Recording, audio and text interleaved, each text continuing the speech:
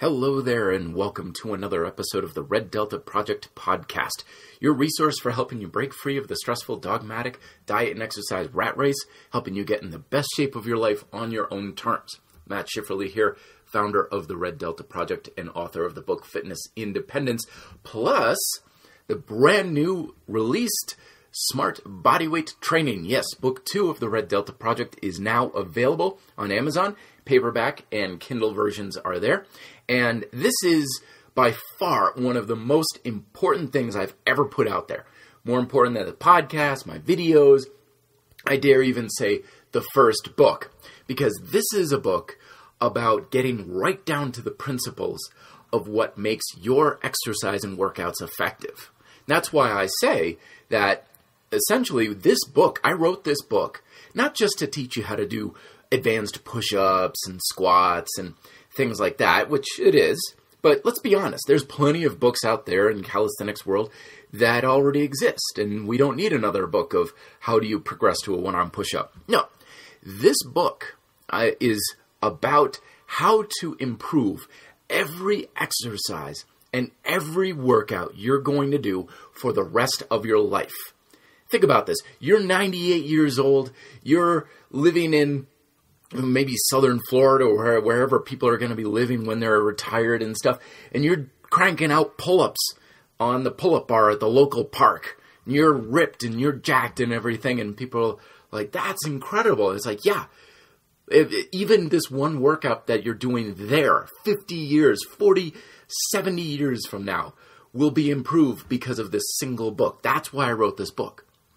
And the reason why I make that statement is because this book focuses on the one thing that is entirely responsible for the quality of every workout you ever do.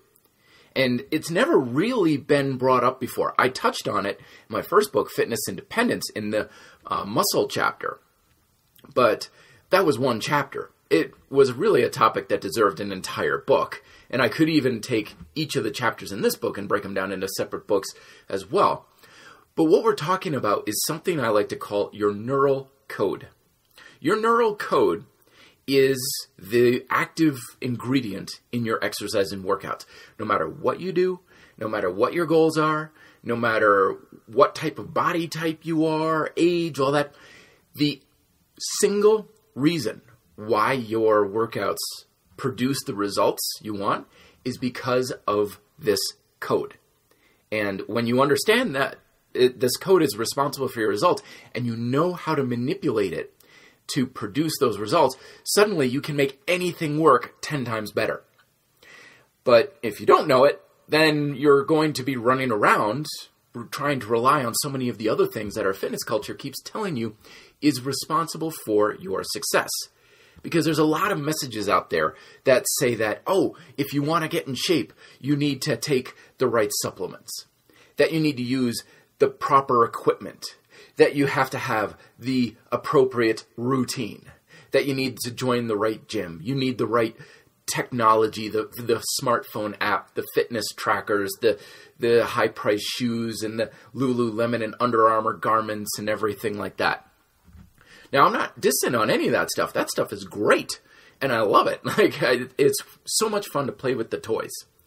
But none of that stuff, in and of itself, is responsible for your results. None of it can come into your life and directly tell your muscles, hey, I need you to be stronger. Hey, I need you to burn fat. Hey, I need you to be able to do whatever you're trying to do better. None of that stuff directly tells you that. It's an influence to your neural code, so it is still important. But when we rely on things external to ourselves for results, we continue to ignore the one thing that is responsible for your success. And that's what this book about. And we're going to be talking about that today because there's some things about this neural code that need to be said. And there's a couple of things I didn't quite touch on enough in the book.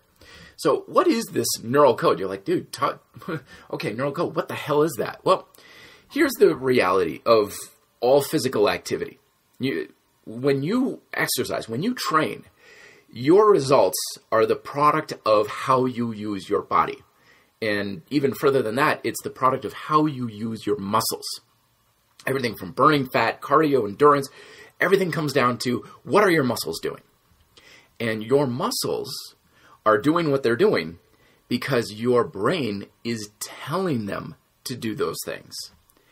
So what we're talking about with this neural code is the message your mind is sending to your muscles.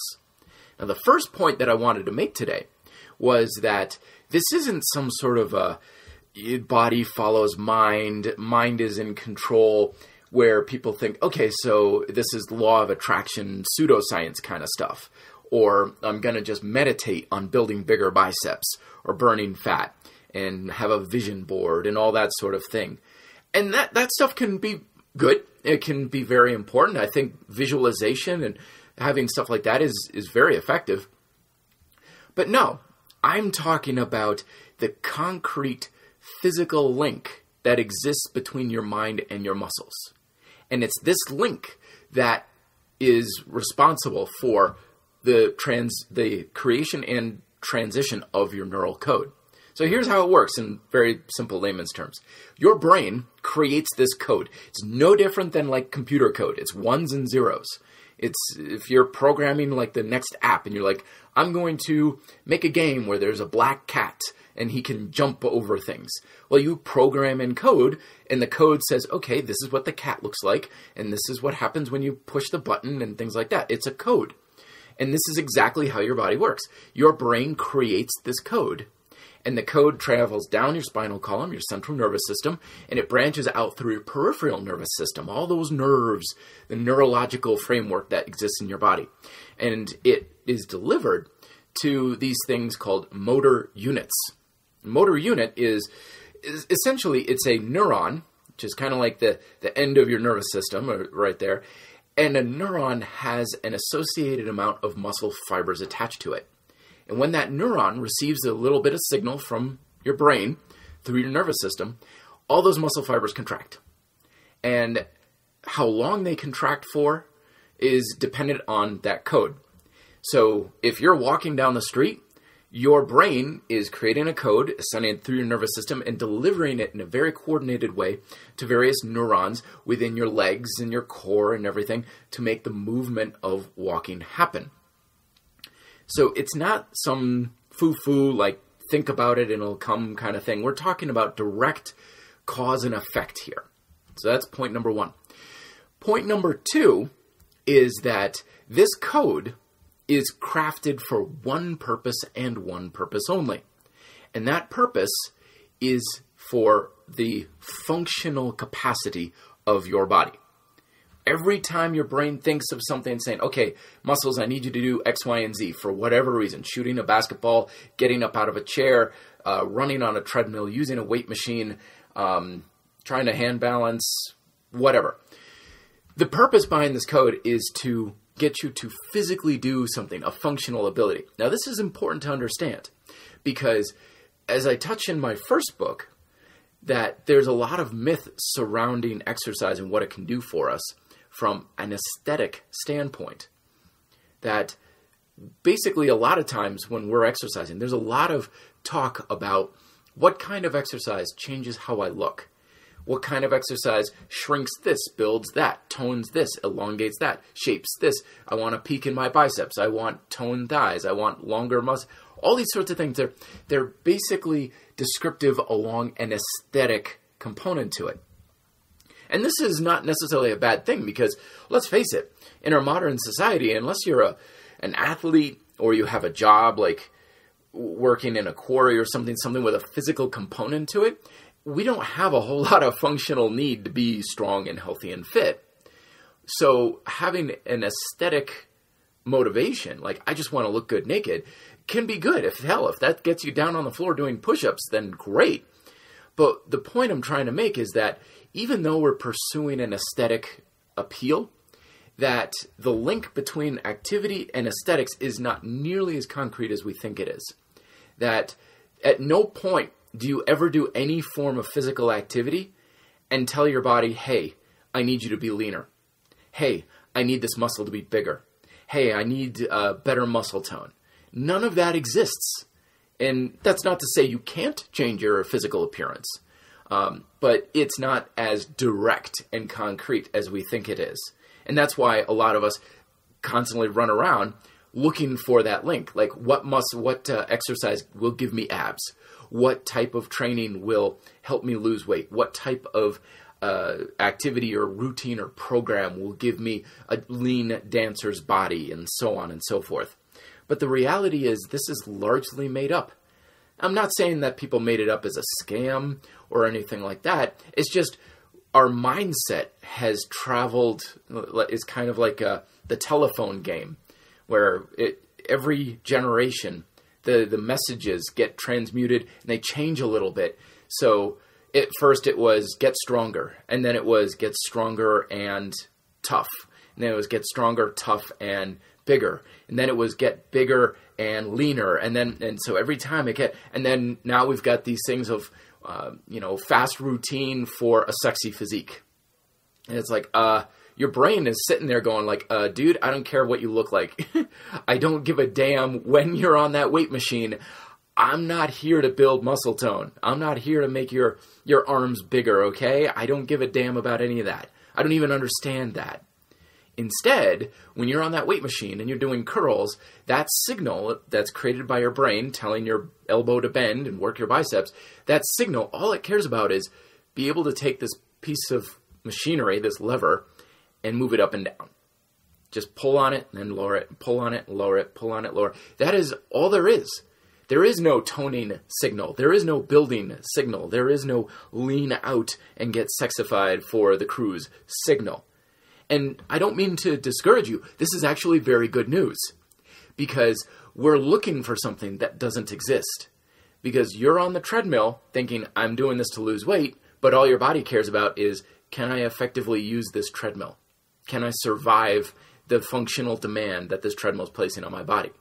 Can I get these weights to move? Can I grab onto this pull-up bar and pull myself up? Hey, great, I can do it. That's all it cares about. It has no intention of changing you. Now, with that said, again, you can change the appearance of your body. It's just a multifaceted approach. It's many things going on at once. And exercise is a piece of it, but there's no way that you can have the complete signal crafted by your training or your diet or any one thing. And people are like, oh, it's this one thing. No, it's never one thing. It's always many things crafted, and some of which you don't even have control over. Some of which you may have some limited control over, like genetics and epigenetics and so on. So this signal is being crafted purely for your ability to do something. So that's why whenever you're doing a workout or any form of training, be focused on the functional ability to do the activity. Don't just do the activity for the sake of doing the activity. Like, 3 sets of 10. You hear these recommendations of build muscle, do 3 sets of 10, do this many reps and stuff. That's just the very basic recommendation of what to do. But if you do the program, there's nothing about that program that directly tells your body to change. It's just a template telling for your neurological code.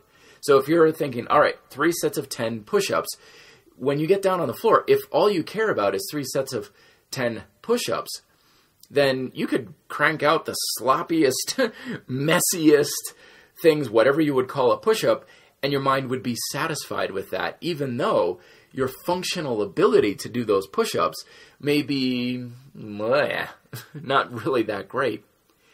But when your mind gets focused on, all right, how am I doing this? What is my brain telling my body during these push-ups? Am I keeping my arms in tight? Am I using a full range of motion? Where is the tension in my muscles? How am I functionally performing this activity? Now you're focusing on the real essence of your training. And by seeking to function better, not just get the work done, but to function on a higher level is the key to your success. Think about like back in school. Are you doing the assignment just to get it done and turn something in? Or are you writing that report and you're like, I want to write a good report. I want to really make my case. I want to make my point here. There's a very big difference between just getting the work done and trying to do the work as well as you can. And that's the point of the functional demand. Because you can't tell your body to change its appearance just through exercise directly. There's a lot of pieces to the puzzle. But understanding that you're telling your body to function and how well it functions and focusing on that will lay down the foundation of how effective and the quality of everything you do for the rest of your life. So that's the second point. The third point is the fact that this code that's being crafted by your brain and sent throughout your body, it's always on. It is never not on. Even when you're asleep and you're rolling there in bed and your foot's twitching and you're hitting your partner in bed there and you're like, get the bunny. Like, there's still code going through your body. And this is super important because that code does not know what a workout is. It doesn't understand a gym. It doesn't understand a workout routine. But there's this, again, like the aesthetic demand, it's kind of a fictitious mindset that we have where we think, all right, I'm in the gym, I got my fancy clothes on, I got my fitness tracker, and I got my routine here and stuff. So if I do something physically with my body during this time, then that's somehow unique and special about it. And what that mentality can sometimes do is think that, well, physical activity only counts under those circumstances. But the reality is that neurological code that you're creating in the gym, it's not anything special. If you're walking on the treadmill thinking, all right, time to warm up. I'm on the treadmill. There's my steps, checking out my heart rate. Okay, great. That is no different than saying, I'm going to walk down the driveway and go get the mail. The code is roughly the same. And if it's the same, then all the other stuff is superfluous. And the other thing to bring about this is sometimes we think our mind is less conscious of this code outside of those circumstances. So we're in the gym and we're like, all right, I'm working hard and do I feel it in my muscles and what am I doing and rest periods and very conscious of how I'm using my body. But you leave the gym and it's like this mental switch just gets turned off. And you're like, okay, workout's done. Your mind doesn't just say, okay, I'm gonna clock out for the day and I'm not going to tell your body any other signals on the shape and condition it needs to be in for the rest of then until you walk into the gym again or do another workout again. But the reality is your brain is conditioning your body every second of every day. I was talking with a friend of mine years ago about the Shaolin monks, these ancient practitioners of martial arts in China, and they have a stage show that they tour with, and they're coming to our neck of the woods. And my friend was like, yeah, you know what? They're never not training. They're always constantly training. And I thought that was ridiculous. I was like, that's absurd. No one can do that. And he's like, no, seriously, like if they're eating lunch, they'll get down into like a horse stance and they'll have lunch while in a horse stance. Or if they're walking to an office or something, they'll do lunges or kicks or punches down the hallway. And I thought, God, that's a terrible way to live. Oh my goodness. But the reality that I wasn't aware of everybody trains all the time. Everybody is. The only difference is they're doing it proactively while the rest of us are doing it reactively by accident. They're walking down the hall and they may be thinking, all right, I'm walking as tall as I can, shoulders back, and I'm trying my best to breathe deeply as I walk down this hall. That's training. Training is any time that you are mentally concentrating on how well you're using your body under any circumstances. So if you're listening to this right now and you're like, well, I have a habit of hunching up my shoulders when I get stressed, so I'm going to roll the shoulders back and try and just elongate my spine. That's training. So some of my videos I've talked about on YouTube when I'm like, train every single day. People are like, this is absurd. This is ridiculous. You can't train every day.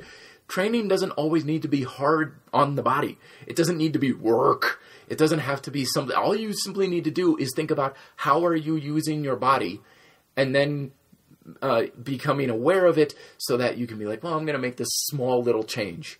I'm going to keep my back a little bit more tense. So you're training all the time. The only difference is, are you doing it on purpose? Are you having a bit of control over it? Now, that's not to say that I expect you to become like hyper vigilant and obsessive about everything that you're doing. By all means, no. I'm just saying Be aware of your training and conditioning outside of your workout, outside of the gym. And pay attention to things like posture, breathing. How are you using the tension in your legs when you're standing? Is your pelvis tilted? All these stupid little things, but they still matter. They still have a huge impact on your health, performance, and well-being in general. It doesn't matter if you're using a weight machine or if you're climbing a flight of stairs to get to a meeting. As far as your body's concerned, there's a code being generated and it's being told how it needs to perform. So being able to train every day is not a luxury, it's kind of how we operate. So that code is always on, be aware of it, manipulate it. And then the last point in today's podcast is that this code is influenced by pretty much almost anything else in your life. And this is where the workout routine comes in. This is where the diet comes in. This is where sleep and abusive use of things like drugs and junk food and negative self-talk and meditation and all these other things that we hear about in our fitness culture come into play. Because, well, as I said, none of them directly create this code that tells your muscles what to do. So none of them directly condition your body, what what level of health and fitness it needs to be in. But they all do have an influence to it. And recognizing this allows you to have the attention spread to everything else.